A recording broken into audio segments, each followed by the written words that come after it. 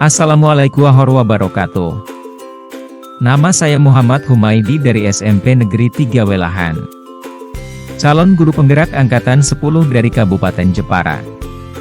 Pada video ini saya melaksanakan diseminasi budaya positif di sekolah. Video ini merupakan tugas aksi nyata modul 1, 4 budaya positif. Assalamualaikum warahmatullahi wabarakatuh. Yang terhormat Kepala Sekolah SMP Negeri 3 Welahan, yang saya hormati Bapak dan Ibu Guru SMP Negeri 3 Welahan, serta tamu undangan diseminasi budaya positif di SMP Negeri 3 Welahan.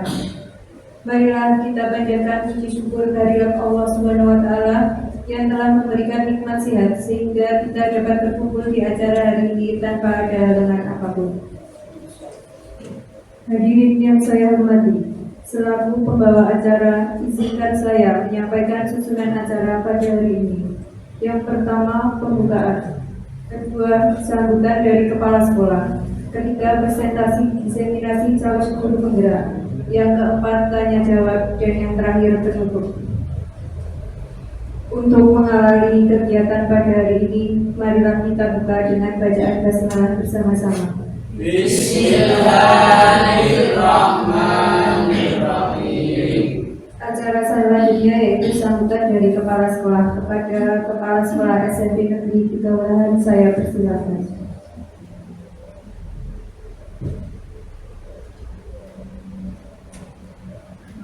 Bismillahirrahmanirrahim. Assalamualaikum warahmatullahi wabarakatuh. Waalaikumsalam warahmatullahi wabarakatuh. Yang kebetulan hari ini sedang bertugas di luar, Bapak, Ibu Guru, serta seluruh peserta diseminasi yang berbahagia. Puji syukur, alhamdulillah, marilah kita panjatkan kehadirat Allah Subhanahu wa Ta'ala yang telah memberikan rahmat dan karunia-Nya kepada kita semua sehingga kita bisa berkumpul pada hari ini dalam rangka kegiatan diseminasi budaya positif di SMP Negeri 3 Welahan pada program pendidikan guru penggerak. Hadirin yang saya hormati, program pendidikan guru penggerak merupakan salah satu inisiatif penting dari pemerintah dalam upaya meningkatkan kualitas pendidikan di Indonesia. Program ini bertujuan untuk melahirkan guru-guru yang tidak hanya berkompeten dalam bidang akademik, namun juga memiliki kemampuan kepemimpinan yang dapat menginspirasi dan menggerakkan seluruh ekosistem pendidikan di sekitarnya. Kegiatan ini adalah salah satu langkah konkret untuk mencapai tujuan tersebut. Melalui diseminasi ini, kita berharap dapat menanamkan nilai-nilai positif dalam lingkungan sekolah, seperti sikap saling menghargai, disiplin, kerjasama, serta integritas. Budaya positif ini tidak hanya akan menciptakan suasana belajar yang kondusif, tetapi juga akan membentuk karakter siswa yang unggul dan siap menghadapi tantangan di masa depan. Hadirin sekalian, peran guru dalam menanamkan budaya positif di sekolah sangatlah penting. Guru tidak hanya berfungsi sebagai pengajar, namun sebagai teladan bagi siswa-siswinya. Oleh karena itu, saya mengajak Bapak Ibu untuk terus berinovasi dan berkreasi dalam menciptakan lingkungan belajar yang menyenangkan dan inspiratif. Marilah kita bersama-sama menjadi agen perubahan yang mampu membawa kebaikan dan kemajuan bagi sekolah kita yang tercinta. Saya juga ingin mengucapkan terima kasih kepada seluruh pihak yang telah berkontribusi dalam pelaksanaan kegiatan ini.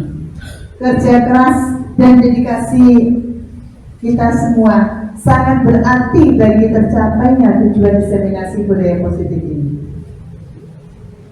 Akhir kata, saya berharap kegiatan ini dapat memberikan manfaat yang besar bagi kita semua dan dapat menjadi titik awal dari perubahan positif yang berkelanjutan di SMP Negeri 3 Welahan. Terima kasih atas perhatian dan partisipasi seluruh hadirin. Semoga Allah Subhanahu wa Ta'ala senantiasa memberikan setiap langkah, memberkahi langkah kita, menuntun jalan kita dalam mencerdaskan kehidupan bangsa kita. Wassalamualaikum warahmatullahi wabarakatuh. Terima kasih kepada Kepala Sekolah yang telah berkenan memberikan sambutan. Selanjutnya masuk ke dalam acara inti, yaitu presentasi diseminasi calon guru penggerak. Penyampaian materi diseminasi calon guru penggerak dengan tema penyebaran pemahaman dan pengalaman budaya positif oleh Bapak Muhammad Humaydi. Kepada Bapak Humaydi, saya persilakan.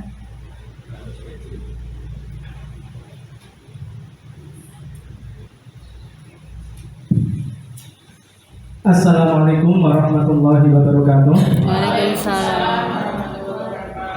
Yang terhormat Kepala SMP Negeri 3 Welahan, Bapak Haji Kasrani, SPD Mat. Yang kami hormati Bapak dan Ibu guru dan tenaga kependidikan yang sangat luar biasa.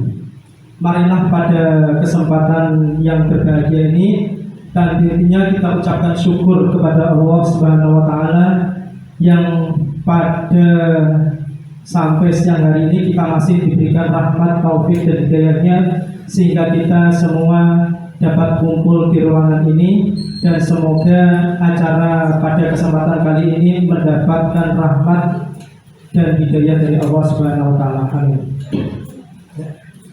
Mohon izin untuk berdiri di sini.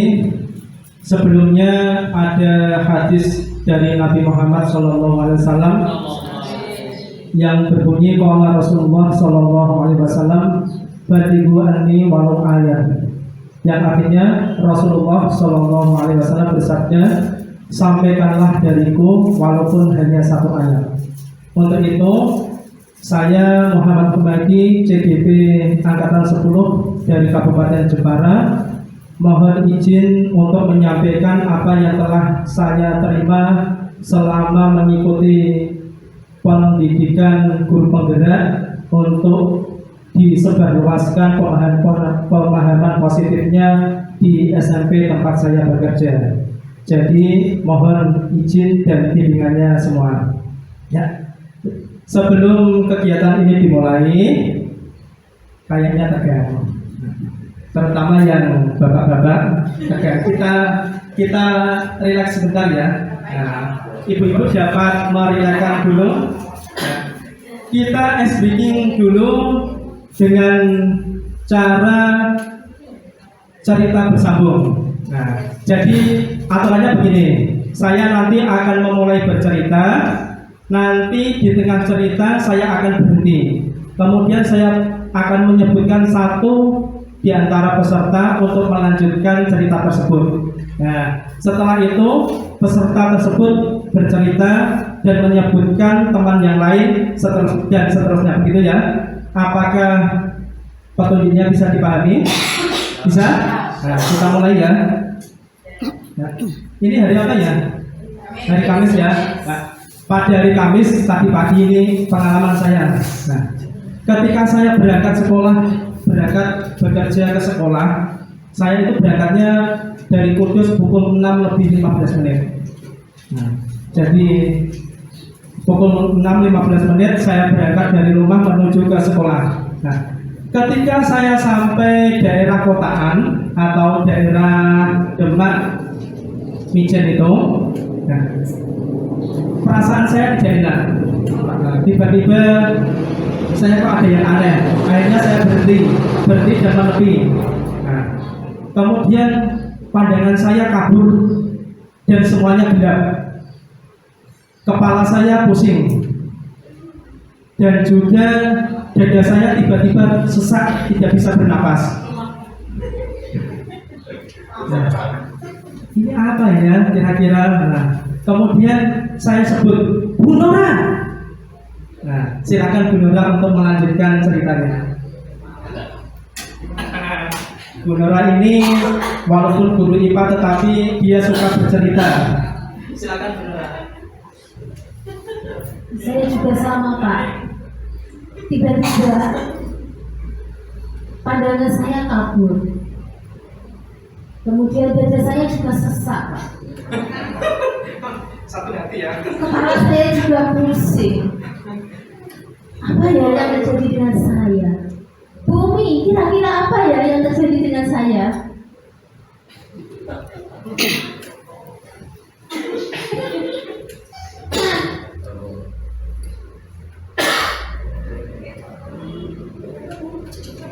Bumi kira-kira kenapa ya?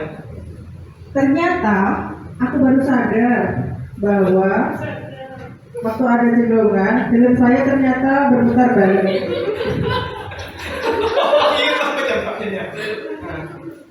Dan alhamdulillah akhirnya sudah kembali normal. Ucapku dari hati. Ya, kemudian dilanjut Kemudian mulailah bagaimana? Aku pun melanjutkan perjalanan ke sekolah. Sampainya di sekolah dan memarkirkan motor, saya melihat ke sungai. Setelah saya amati, ternyata ada ikan. Sapu-sapu yang berkedip ke arahku. Pak Karyo. Oh, ternyata ikan sapu-sapunya Pak Karyo ya. Pak Karyo main ketip-ketipan. Aku pun berinisiatif menangkapnya dan ku bawa pulang. Setelah ku bawa pulang dan ditangkap, ikan tersebut saya serahkan anak saya. Lalu tiba-tiba Pak Supardi. Nah, tiba-tiba Pak Supardi ngapain? Tiba-tiba ikan tersebut bisa bicara. Aku pun kaget, takut, dan melaporkan kejadian itu padaku. Pada bapakku ya. Pada bapakku. Jelas siapa Pak? Maratul. Bu Makatul ya. Bu Makatul.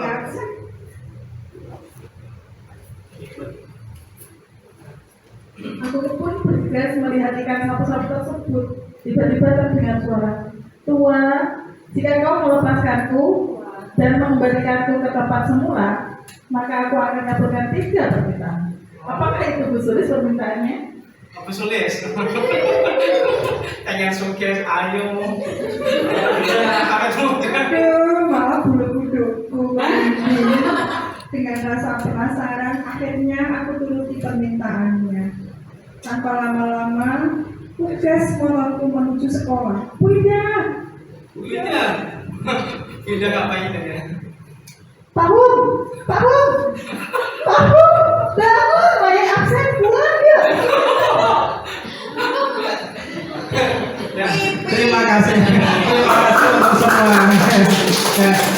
Ya, memang kebiasaan saya setelah mengajar itu saya ngecas, ya, ngecas sebentar walaupun hanya 5 menit. Saya upayakan untuk ngecas supaya energi saya bisa kembali lagi. Nah, itu.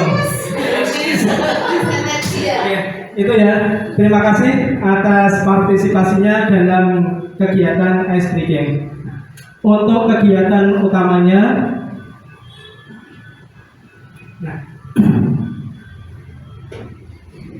ini tugas aksi nyata modul 1.4 budaya positif dengan tema menyebarkan pemahaman dan pengalaman penerapan budaya positif calon guru penggerak angkatan 10 Kabupaten Jember.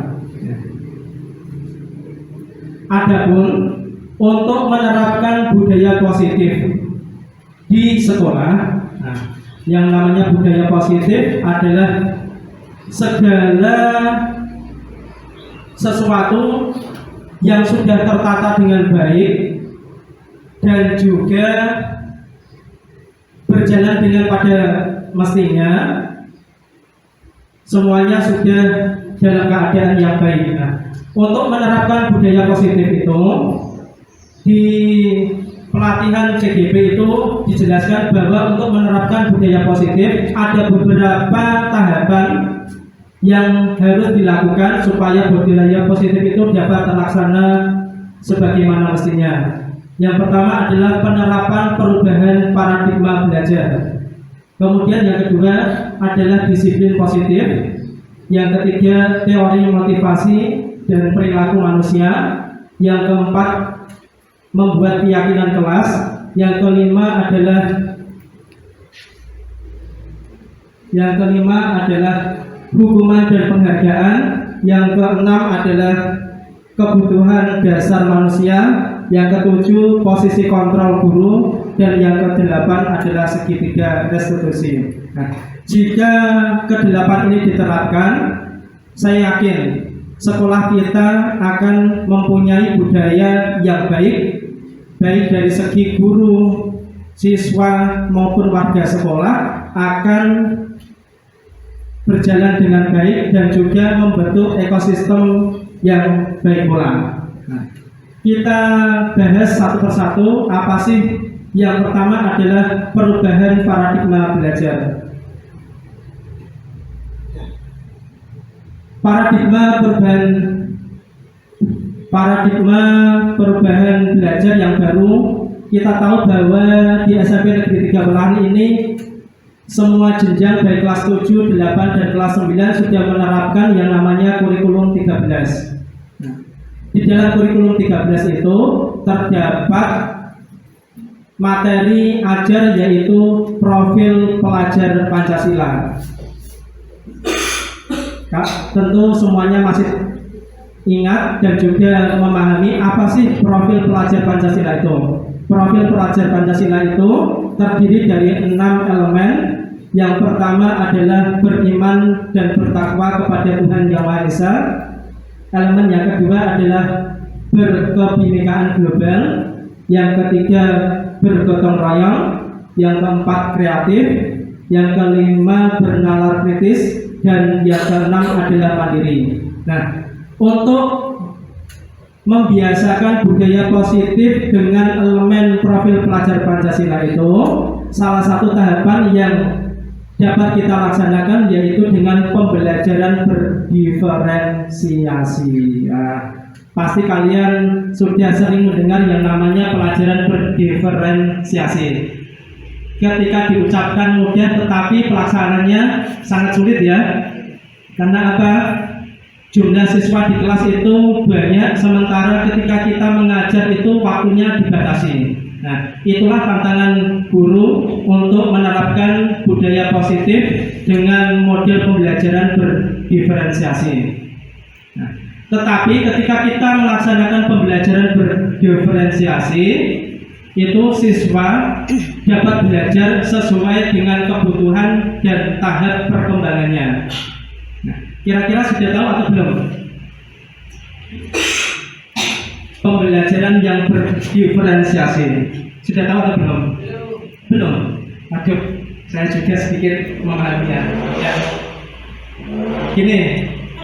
Ini saya terapkan di awal tahun pembelajaran ya. Ketika ada siswa baru masuk, maka langkah pertama yang saya lakukan adalah saya mengenali dulu seluruh siswa yang saya ajar. Nah, misalnya di kelas 7A ada 32 siswa. Nah, sebelum kita memulai pelajaran di materi pertama, KD pertama, kita terlebih dahulu mengetahui karakter peserta didik kita. Yang pertama adalah bisa dari latar belakang siswa itu. Oh, ternyata di sekolah ini banyak sekali siswa yang orang tuanya itu berpisah. Ini banyak sekali kasusnya. Kemudian yang kedua, banyak sekali orang tua yang merantau sehingga di rumah hanya pemantauan dari saudara, kakek, nenek itu.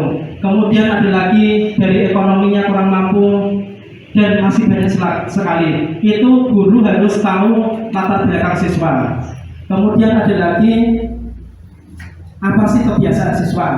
Misalnya anak laki-laki yang suka aktif dan di dalam kelas, ternyata pembelajarannya suka di luar kelas. Nah, itu kita harus ketahui karakter setiap siswa, sehingga ketika kita pembelajaran, kita mengetahui apa sih yang diinginkan siswa. Nah, pada saat kita merancang modul ajar, kita dapat mengimplementasikan pembelajaran berdiferensiasi ke dalam alur pembelajaran itu. Nah, model pembelajaran itu salah satunya nanti diterapkan berdiferensiasi. Selanjutnya yaitu ya, ini perubahan paradigma belajar. Kita lihat di sini ada 2 orang. Nah, perubahan paradigma belajar seperti begini. Ketika kita punya keinginan, ketika kita punya impian, biasanya impian tersebut kita relakan dengan segala tantangan atau kita pertahankan ketika terjadi suatu permasalahan atau terjadi suatu hambatan. Kira-kira masih kita pertahankan atau kita lepaskan? Kita pertahankan. Nah, ini ada contoh si A dan si B. Ketika si A itu membuat keyakinan atau cita-cita, kemudian dia ditulis di selembar kertas dan kertas tersebut digenggam. Nah, kemudian ada seorang penggoda, namanya si B temannya. Si B menggoda, apa sih cita-citamu itu? Alah, mosok cita-cita begitu kamu pertahankan? Udah ganti saja, ikut saya, bonus, misalnya gitu. Apakah dia mengikuti alur temannya atau dia mempertahankannya? Nah, kalau dia bisa mempertahankannya, berarti dia akan menjadi pribadi yang sangat luar biasa nanti. Nah, itulah perubahan paradigma yang diterapkan. Kemudian di dalam menerapkan budaya positif di sekolah, ada yang namanya miskonsepsi tentang teori kontrol. Nah, kita renungkan sejenak tentang teori kontrol ini, bahwa setiap guru itu mampu mengontrol siswanya, benar atau salah. Setiap guru mampu mengontrol muridnya. Nah, tidak 100% ya bro. Nah, karena apa? Karena yang bisa mengontrol adalah dirinya sendiri. Oke, dia patuh terhadap kita, tetapi pada saat berada di tempat itu atau berada pada saat kita awasi. Contoh saja begini, saya ketika lewat jalan yang banyak lampu merahnya, ya, ketika malam hari jam 1 malam itu, nah, pas lampu merah, karena tidak ada orang, kemudian dari arah lainnya juga tidak ada, akhirnya apa? Saya terobos. Nah, itu adalah aturan tetapi yang dibuat secara atas ke bawah. Nah, saya taati ketika ada polisi, misalnya begitu. Tetapi ketika malam hari tidak ada polisi, apalagi tidak ada CCTV, maka jalan terus. Nah, itu salah satunya adalah ilusi guru mengontrol murid. Kemudian yang kedua adalah ilusi bahwa kritik dan membuat rasa bersalah mampu menguatkan karakter. Sering tidak. Nah, ketika kita menjumpai siswa yang melakukan kesalahan, kita intimidasi dengan ucapan verbal. Kamu itu loh terlambat, bedino kok terlambat. Nah, itu kira-kira dapat mengontrol siswa atau tidak? Nah, tidak. Itu pada saat itu saja. Tetapi besok harinya dia akan kembali lagi. Nah, kemudian ada lagi ilusi bahwa semua penguatan positif, efektif, dan bermanfaat. Nah, begini, ketika kita mengejek dia, kemudian mengintimidasi dia tidak mempan, kemudian kita beri nasihat. Kamu loh nek masuk sekolah ojo telat, kowe engko bakal sukses. Tenan-tenan sukses. Kowe engko nek gelem merhatikan pelajaranku, nanti kamu akan Bapak beri tambahan nilai.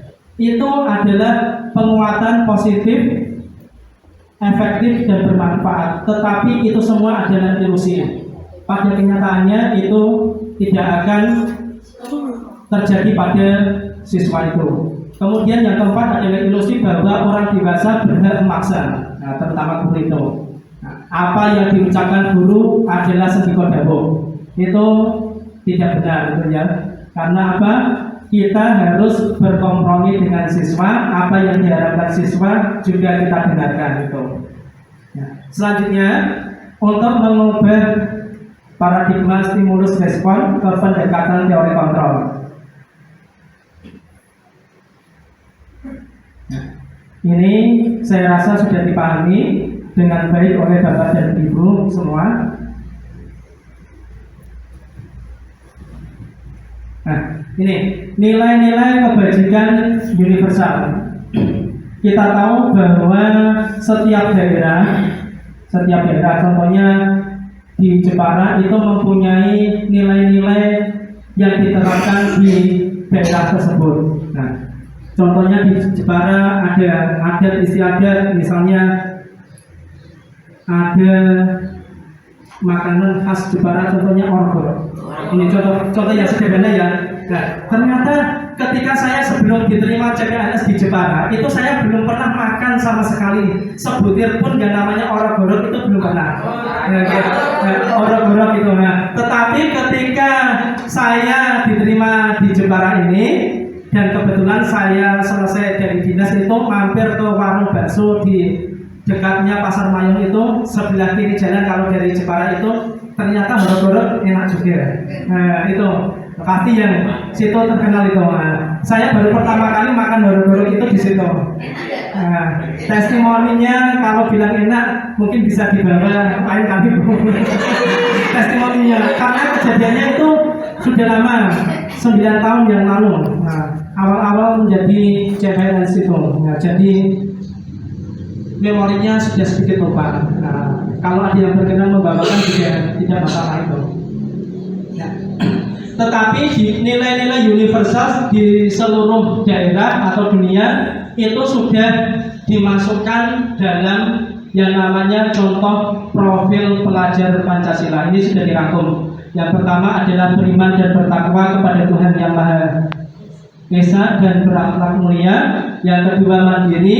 Yang ketiga bernalar kritis. Yang keempat berkebinakaan global. Yang kelima bergotong royong. Dan yang keenam kreatif. Itu semua berasal dari nilai-nilai kebajikan universal yang dirangkum menjadi profil pelajar Pancasila yang diterapkan pada kurikulum Merdeka ini. Nah, selanjutnya budaya positif itu perlu menerapkan motivasi perilaku manusia. Ya. Contohnya adalah siswa. Ini siswa ini. Nah, siswa ketika melakukan masalah atau melakukan pelanggaran itu biasanya ada motivasinya. Motivasi tersebut bisa berasal dari internal, itu dalam ya. Kemudian yang kedua dari eksternal. Nah, motivasi perilaku yang berasal dari eksternal dulu. Nah, mengapa sih siswa yang sering terlambat sekarang sudah berubah menjadi siswa yang patuh, taat?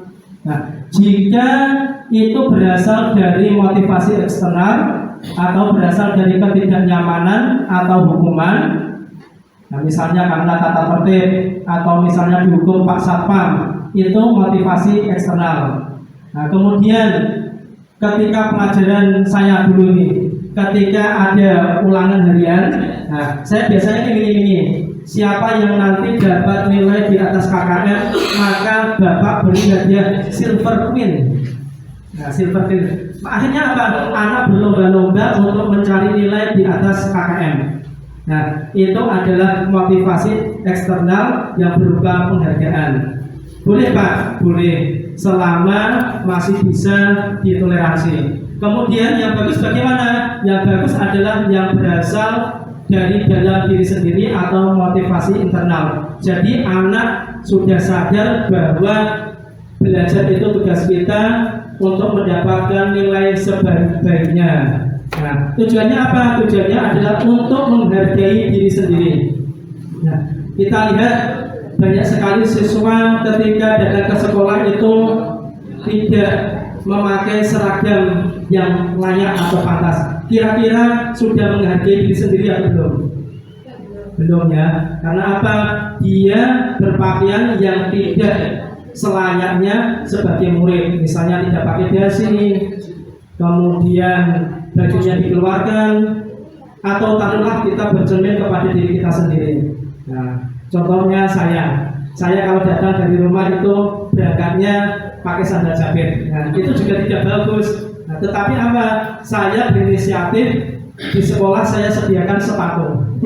Jadi ketika di jalan memang pakai sandal, tetapi ketika di sekolah saya sudah sediakan banyak sepatu. Nah, untuk menyiasatinya. Karena apa?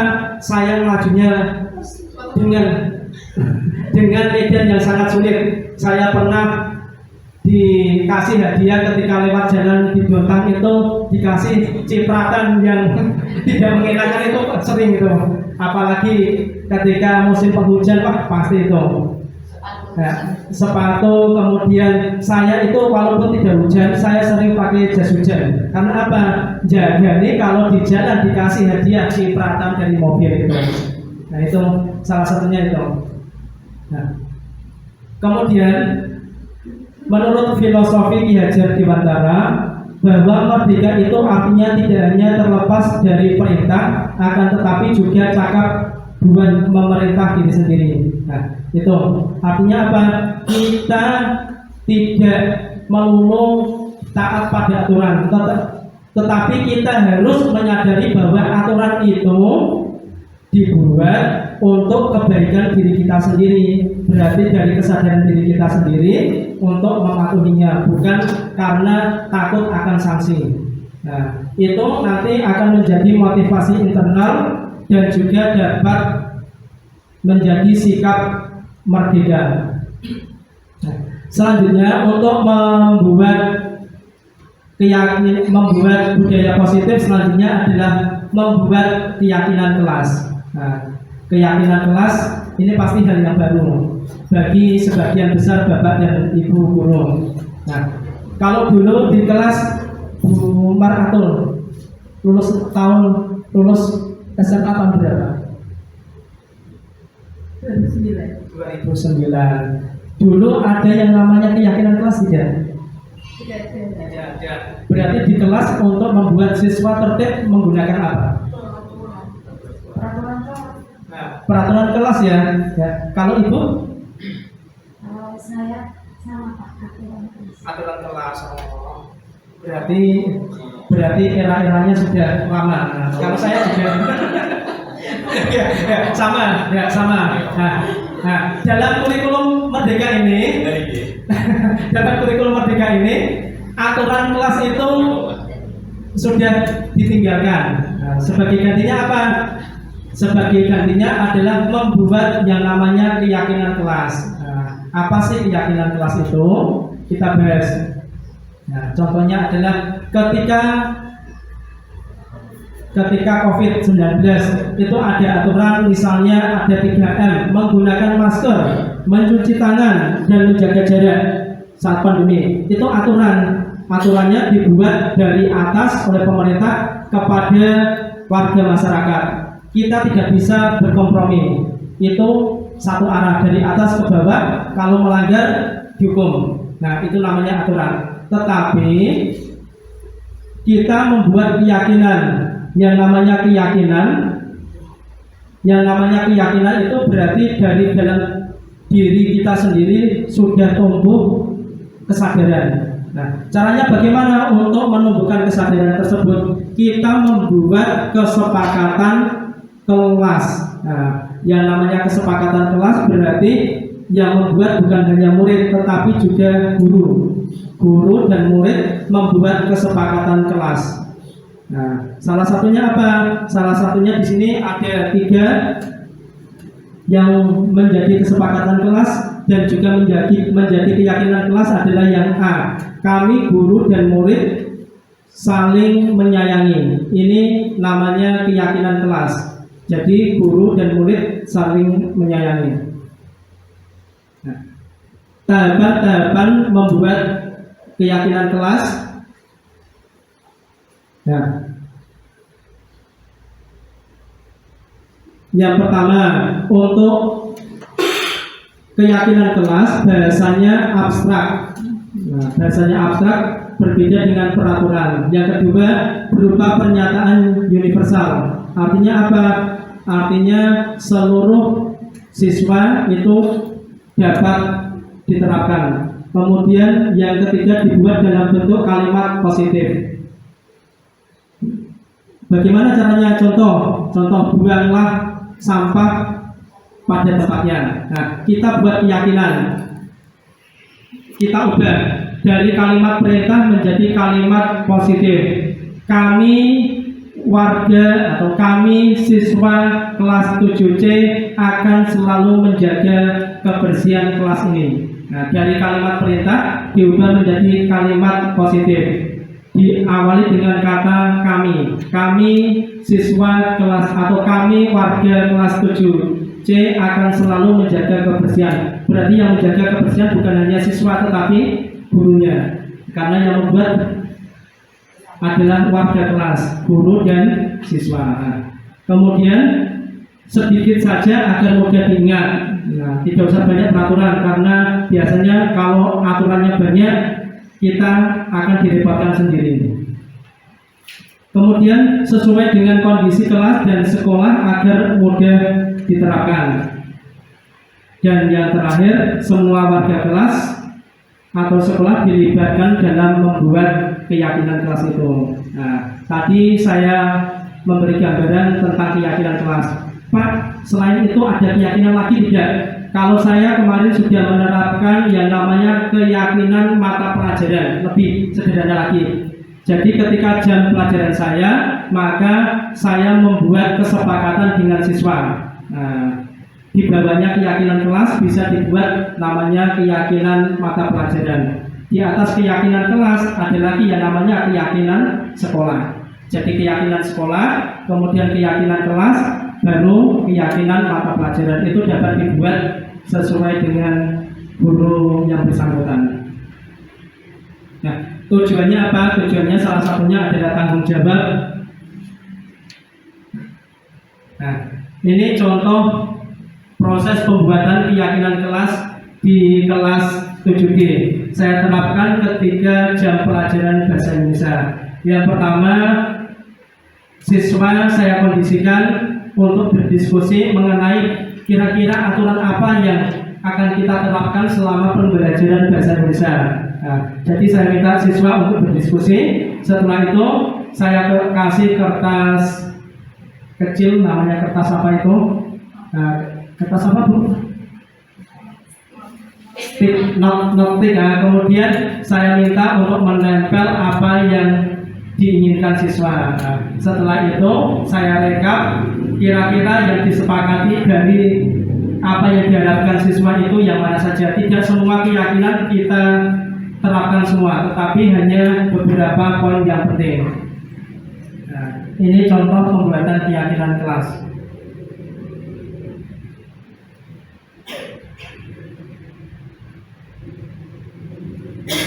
Kemudian untuk menerapkan budaya positif yang kelima,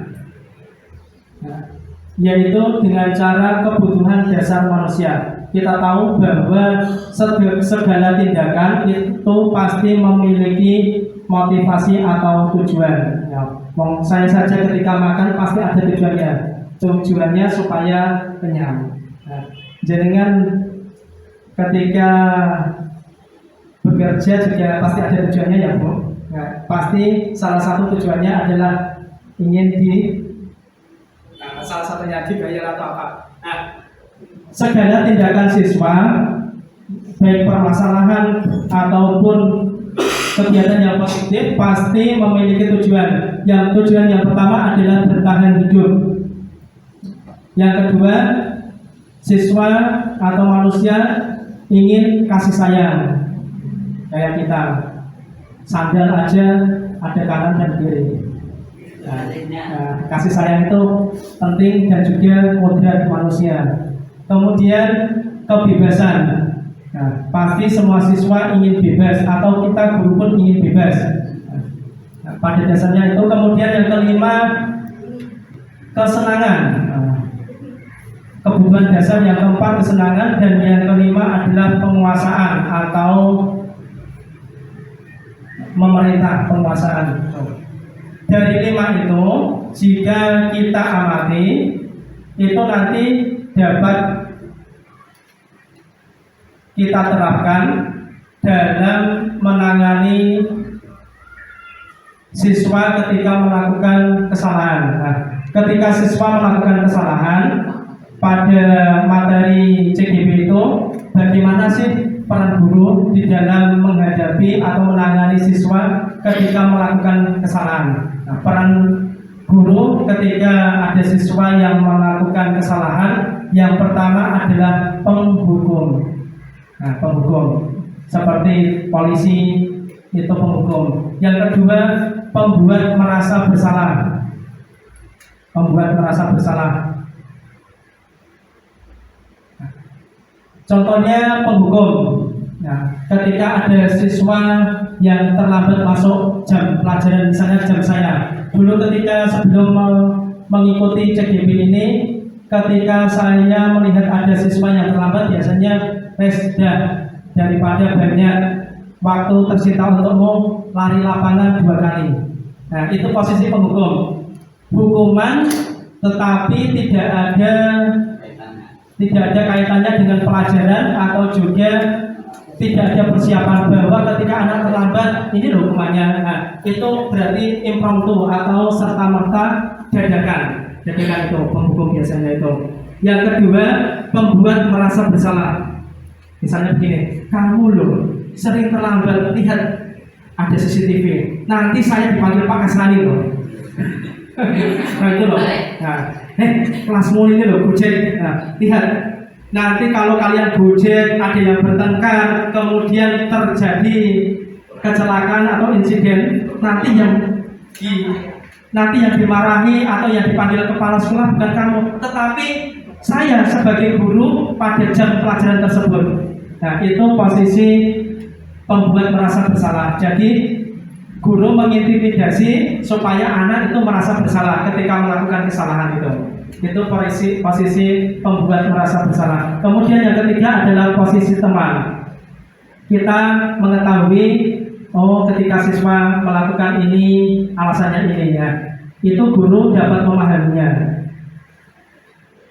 Kemudian yang keempat adalah posisi pemantau. Contohnya begini, ketika posisi pemantau, Pak Ulum sebagai satpam atau sebagai penegak hukum, polisi juga sebagai hakim di sekolah ini, nah, sebagai polisi, hakim, jaksa juga itu berposisi sebagai pemantau. Ketika ada anak terlambat, kemudian terlambatnya berapa menit, misalnya terlambat 5 menit, aturannya masuk sekolah jam berapa? Jam 7 Pak. Nah, ini kamu terlambat berapa menit? 5 menit Pak. Nah, langsung saja Pak Ulum itu, ya udah, kalau kamu terlambatnya 5 menit, sana sebagai gantinya kamu 5 menit membaca Asmaul Husna, misalnya begitu. Itu sebagai pemantau. Dia menindak siswa yang melakukan kesalahan sekaligus menghukum dalam aturan menjalankan tata tertib sekolah. Konsekuensinya jika dia terlambat 5 menit, berarti dia misalnya membaca Asmaul Husna selama 5 menit. Nah, itu sesuatu yang proporsional. Kalau terlambatnya 5 menit, dihukum 5 menit. Nah, apakah itu sudah bagus? Ternyata masih ada tahapan yang lebih bagus, yaitu sebagai manajerial. Nah, bukan hanya dia menegakkan aturan, tetapi untuk posisi manajerial itu sekaligus menanyakan kenapa sih kamu datang terlambat. Nah, pasti siswa ketika datang terlambat ada alasannya. Nah, di posisi ini guru menanyakan alasannya terlambat, tetapi guru tidak dengan bahasa membentak atau kasar. Dia juga berposisi sebagai teman dengan ada data, kemudian secara proporsional apa sih kesalahanmu, dan juga menanyakan kenapa kamu bisa melakukan kesalahan itu. Nah, setelah itu dia menanyakan si guru, kira-kira keyakinan kelas mana yang telah kamu langgar atau belum kamu jalani ya. Jadi ketika manajerial ini berarti sudah terbentuk keyakinan sekolah, baru bisa menjadi posisi manajerial. Nah, setelah itu siswa yang telah menyadari bahwa perbuatannya salah, kemudian keyakinan mana yang belum dijalankan, kemudian bagaimana solusinya. Nah, pada posisi manajer ini, siswa diminta untuk mencari solusi tentang permasalahannya sendiri. Nah, tidak hanya menghukum, kemudian menanyakan apa sih yang salah, tetapi juga bagaimana siswa mampu mencari jalan keluar dari permasalahannya sendiri. Nah, dari 5 posisi kontrol itu, guru dapat menerapkan dalam 3 tahap. Posisi 5 kontrol itu diterapkan dalam segitiga restitusi. Nah, pengarangnya adalah William Gosen dari luar negeri. Nah, dalam segitiga restitusi ini, segitiga berarti 3. Yang pertama adalah tahapan validasi kebutuhan. Nah, pada tahapan ini, guru menanyakan apakah tindakan itu benar atau salah. Nah, kemudian yang kedua, menanyakan mengapa sih kamu melakukannya, atau menanyakan alasan kenapa dia melakukan kesalahan itu. Nah, itu pada tahap validasi kebutuhan. Kemudian tahapan yang kedua dalam segitiga restitusi adalah menstabilkan identitas. Setelah validasi kebutuhan, menstabilkan identitas. Langkahnya adalah mengubah identitas anak dari orang yang gagal menjadi orang yang mengakui kesalahannya dan juga menjadi orang yang sukses. Nah, menanyakan alasannya, kemudian mengubah perilakunya dari perilaku yang gagal atau perilaku yang salah, mengubahnya menjadi perilaku yang benar atau pribadi yang sukses. Kemudian langkah atau tahapan yang ketiga adalah menanyakan keyakinan kelas. Nah, ini berarti sudah dibentuk keyakinan kelas. Jadi penerapan yang ketiga ini dapat diterapkan melalui metode segitiga restitusi. Pada menanyakan keyakinan, guru yang menangani siswa yang bermasalah itu mencoba melakukan 1 atau 2 langkah yang telah disiapkan untuk menanyakan. Yang pertama menanyakan, kira-kira ketika kamu terlambat, keyakinan mana yang belum kamu jalankan. Nah, setelah itu baru menanyakan solusinya. Nah, di dalam langkah yang ketiga ini, menanyakan keyakinan kelas, guru sudah bertindak sebagai manajerial sekaligus menerapkan segitiga restitusi. Jadi permasalahan siswa itu paham betul apa sih kesalahannya, kemudian apa sih yang dilanggar dari keyakinan sekolah itu, kemudian siswa mencari solusi dari apa yang dia permasalahkan itu. Jadi tidak guru yang memberi solusi, tetapi siswa berinisiatif berpikir sendiri bagaimana cara mengatasi permasalahan yang telah dia langgar. Nah, demikian untuk kegiatan diseminasi ini. Nanti selanjutnya adalah diskusi. Nah, dari saya. Bapak dan Ibu untuk menonton video berikut.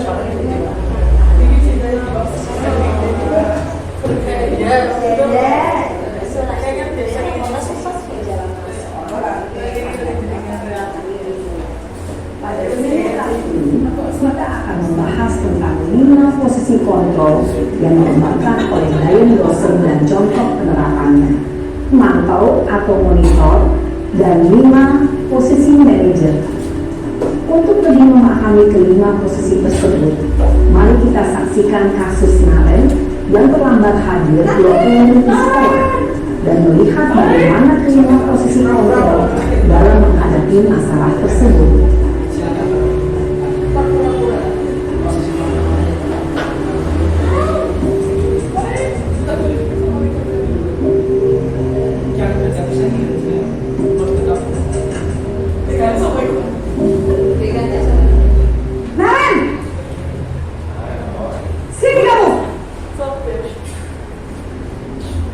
Ibu. Selalu terlambat. Kamu deh, pasti terlambat. Maaf Bu, saya Apa? Apa coba? Alasan kamu apa lagi? Kapan sih kamu tidak terlambat? Malas sekali ya kamu jadi anak. saya Dasar pemalas. Gak kapok-kapok sih kamu. Sudah berapa kali terlambat? Sana, kamu keliling lapangan basket 2 kali. kenapa saya harus ke lapangan basket Bu? Kenapa? Kamu melawan ibu. Berani-beraninya jawab. Sudah terlambat, masih berani jawab pula. Sekarang, keliling lapangan basket 5 kali sekalian. Biar kapok. Cepat. Pergi sana ke lapangan basket. Posisi mempukul biasanya berbicara dengan nada tinggi, menghardik, menunjuk-nunjuk, menyakiti, dan menyindir. Hukuman bisa berupa fisik maupun psikis. Ibu dan bapak guru hebat. Dampak yang terjadi pada murid ketika guru berada pada posisi penghukum adalah murid cenderung akan memberontak, bahkan menyimpan dendam.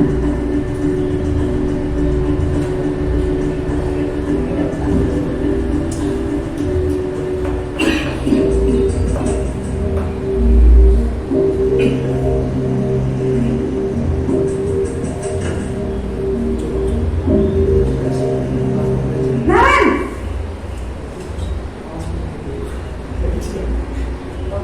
Selamat pagi Bu. Naren, kamu kenapa terlambat lagi, nak?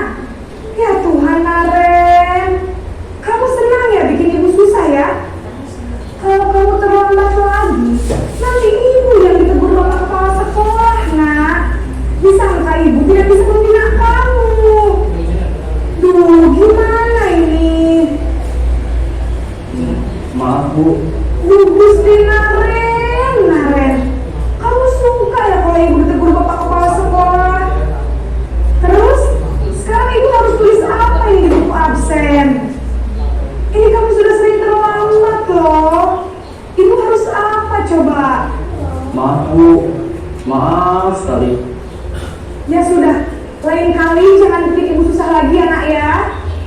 Ibu tidak akan kuat lagi kalau kamu begini terus. Bisa jantungan kalau ibu tegur bapak kepala sekolah. Sana cepat ke kelas. Maaf ya Bu, maaf sekali. Posisi pembuat rasa bersalah berbicara dengan nada tenang, cenderung lembut. Namun kata-kata yang diutarakan membuat murid merasa menjadi orang yang gagal, memandang buruk dirinya sendiri, merasa tidak berharga, dan tidak sanggup membahagiakan orang lain. Ketika guru mengambil posisi pembuat rasa bersalah, murid akan menganggap dirinya yang bersalah dan ia akan menyimpan emosi negatif tersebut di dalam dirinya.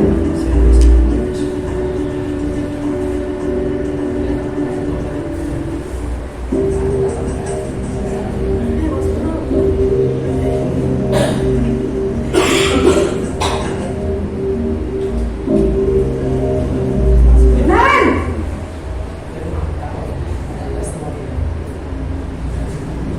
Selamat pagi Bu. Wah, sudah jam berapa ini nak? Terlambat lagi ya sayang. Iya Bu, habis ibu saya lupa bangunkan saya Bu. Kamu malah menyalahkan ibu kamu. Kamu bukannya anak yang larinya paling kencang. Kok terlambat sih? Iya Bu, saya memang terlambat bangun tadi.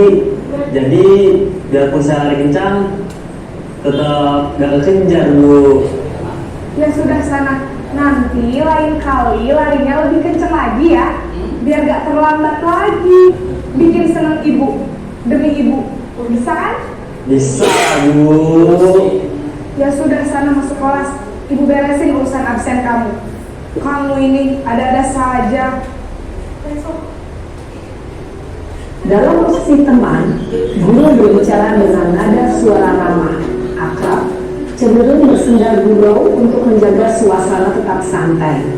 Murid akan merasa senang aman, dan akrab dengan guru. Identitas yang tercipta adalah identitas sukses atau berhasil.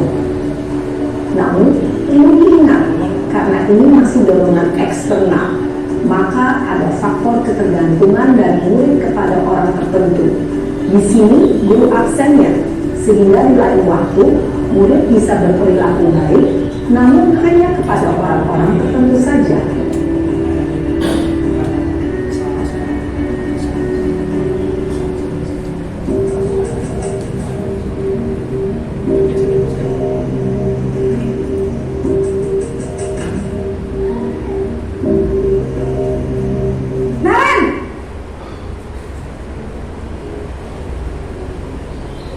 Selamat pagi, Bu.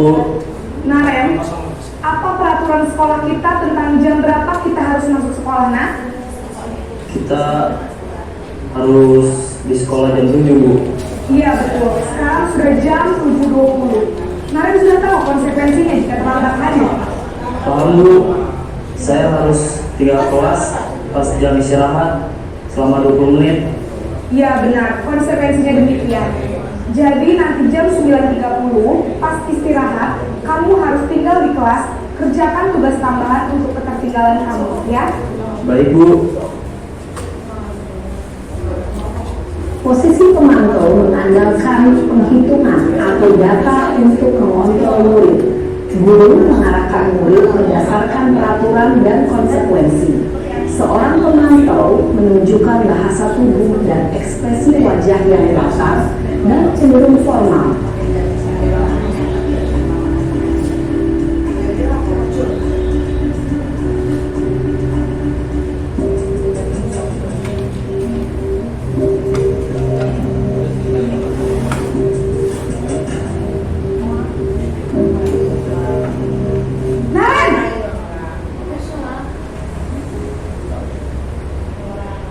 Selamat pagi, Bu. Selamat pagi, Naren. Maaf, Bu. Saya terlambat. Iya, sekolah masuknya jam 7, sekarang sudah jam 7.20. Jadi sekarang bagaimana ini, Naren? Maaf, Bu. Saya lupa setel alarm saya semalam. Baiklah, menurut kamu, keyakinan sekolah yang mana yang perlu kamu tingkatkan? Menghargai diri sendiri dan orang lain mungkin, ya, Bu. Setuju. Jadi, apakah Naren meyakini prinsip saling menghormati tersebut? Iya, Bu. Saya meyakininya. Apakah Naren bersedia memperbaiki masalah keterlambatan ini? Bersedia, Bu. Bagaimana kamu akan memperbaiki masalah keterlambatan ini? Saya akan coba untuk tidak lupa menyetel alarm saya, Bu. Baik, kalau Naren lupa menyetel alarm di rumah, ada orang yang kira-kira bisa bantu mengingatkan tidak? Ada, Bu. Kata saya, Kak Emma. Ada lagi selain Kak Emma? Selain Kak Emma, ada ibu saya. Baik, jadi yang mengingatkan Naren adalah Kak Emma dan ibu kamu, ya? Kira-kira akan mulai setel alarm kapan nih, Naren? Setelah pulang sekolah, akan segera saya lakukan. Baik, jadi Naren akan setel alarm untuk bangun besok pagi dan akan diingatkan oleh kakak dan bunda Naren, ya? Ada lagi yang mungkin perlu dilakukan, Naren, agar tidak terlambat bangun lagi? Tidak ada, Bu. Baik, Naren, terima kasih untuk kerjasama kamu. Sekarang kamu perlu kembali ke kelas untuk belajar. Baik, Bu. Terima kasih. Posisi manajer adalah posisi kontrol yang disarankan untuk membimbing murid memiliki sikap disiplin yang positif, yaitu murid yang mandiri, bertanggung jawab, dan dapat memecahkan masalah. Tujuan dari posisi ini adalah agar murid dapat berefleksi atas tindakannya.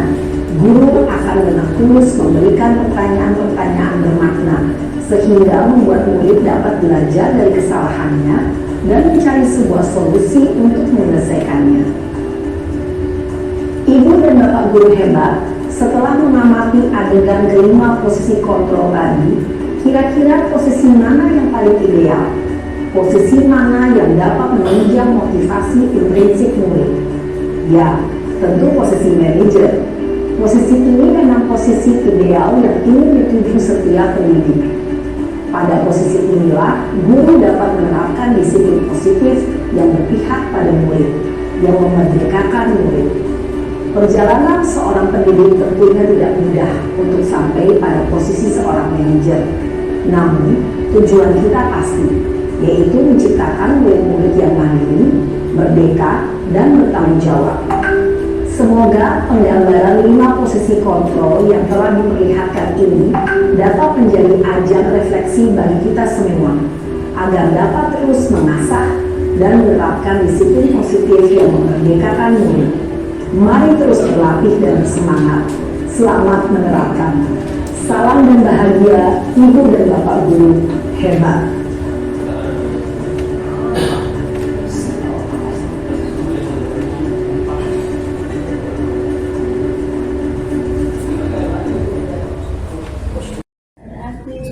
Menginjak pada acara terakhir yaitu penutup, Bapak dan Ibu Guru terima kasih telah berkenan menghadiri acara ini. Semoga ilmu yang telah didapatkan pada hari dapat bermanfaat untuk di kemudian hari. Marilah kita tutup acara ini dengan bacaan hamdalah bersama-sama.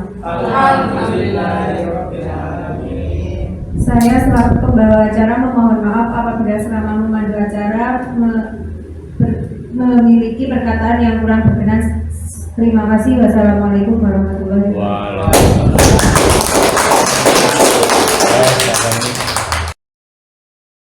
Nama saya Muhammad Humaidi dari SMP Negeri 3 Welahan, calon guru penggerak angkatan 10 Kabupaten Jepara.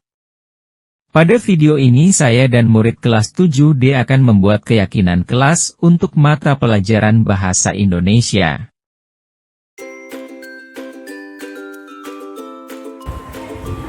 Assalamualaikum warahmatullahi wabarakatuh. Waalaikumsalam warahmatullahi wabarakatuh. Selamat pagi dan semoga hari ini kalian dalam keadaan sehat dan juga dengan suasana yang menyenangkan. Pada hari ini di kelas 7D, Bapak Humaidi akan membuat keyakinan kelas kita. Bapak Humaidi di sini kan mengajar bahasa Indonesia. Untuk itu kita buat keyakinan mapel bahasa Indonesia. Sebelumnya di mapel yang lain sudah membuat keyakinan kelas belum? Jadi ini untuk mapel bahasa Indonesia yang pertama. Nah, sebelum kita mulai, dulu kita masih ingat bahwa di kelas ada yang namanya tata tertib ya, atau peraturan kelas. Nah, kalau tata tertib itu sifatnya adalah yang membuat adalah kelas atau sekolah, dalam hal ini adalah wali kelas. Sedangkan nanti kita membuat keyakinan kelas atas dasar apa yang telah kita sepakati. Jadi yang membuat adalah semua warga kelas 7D, meliputi saya Pak Humaidi sebagai mapel bahasa Indonesia dan juga murid kelas 7D. Siap ya? Nah, untuk itu saya akan bagikan post-it kepada masing-masing tulis keyakinan untuk kelas kita. Nanti saya pandu.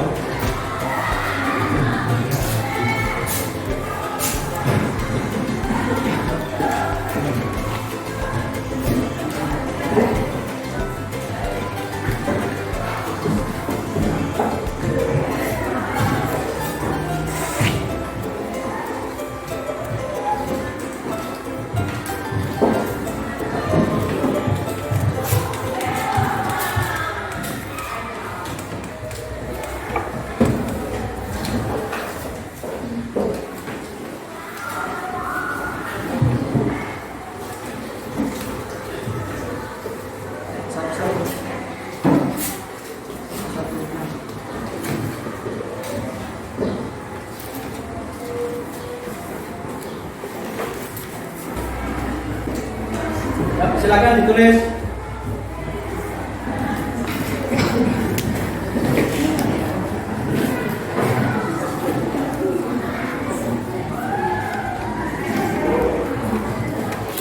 Ya.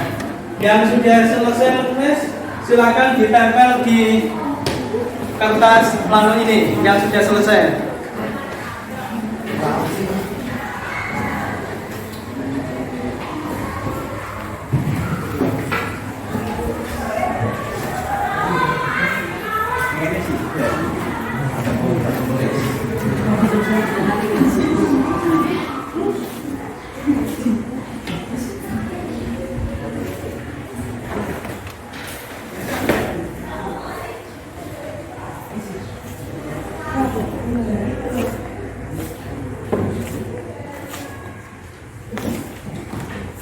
Ya, yang sudah selesai boleh ditambah. Sudah selesai mas? Enggak, tulis. Sudah ditulis? Oh, belum dikasih kertas.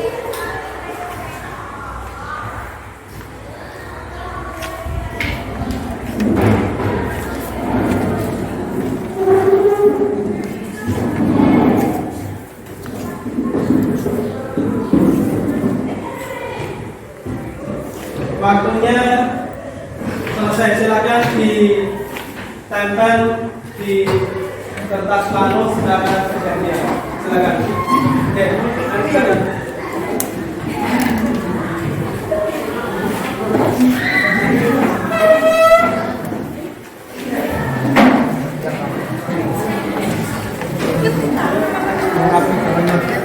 Yang rapi, ditempel yang rapi ya. Nah, yang berdiri.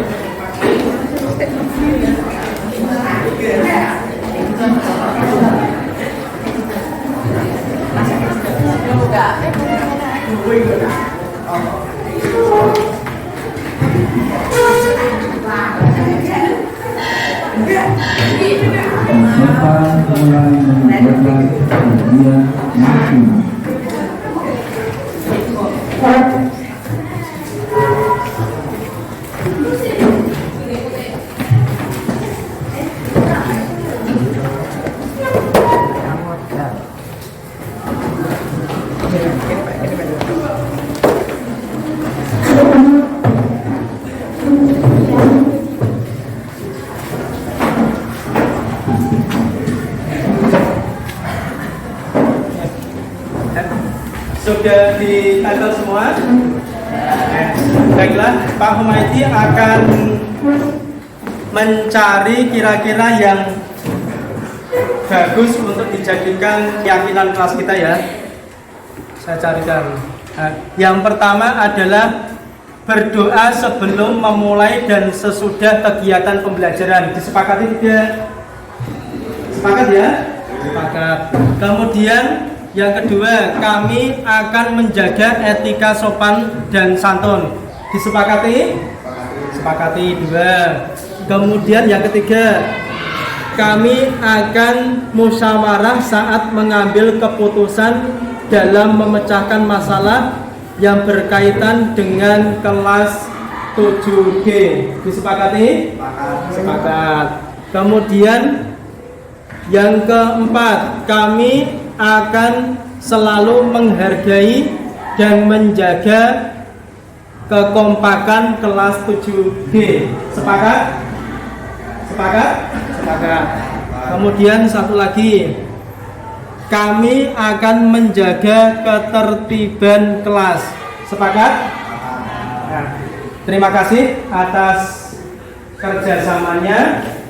Nanti yang telah disepakati akan Pak Guru buatkan untuk ditempel di kelas kalian untuk kita taati bersama-sama. Semoga kedepannya dengan keyakinan kelas tadi, kelas kita akan menjadi kelas yang nyaman dan pembelajaran akan menjadi pembelajaran yang menyenangkan dan sesuai dengan keinginan kita bersama. Terima kasih. Assalamualaikum warahmatullahi wabarakatuh.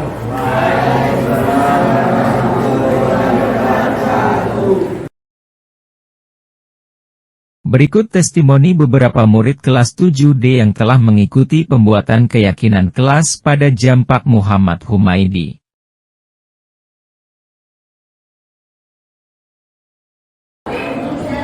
Assalamualaikum warahmatullahi wabarakatuh.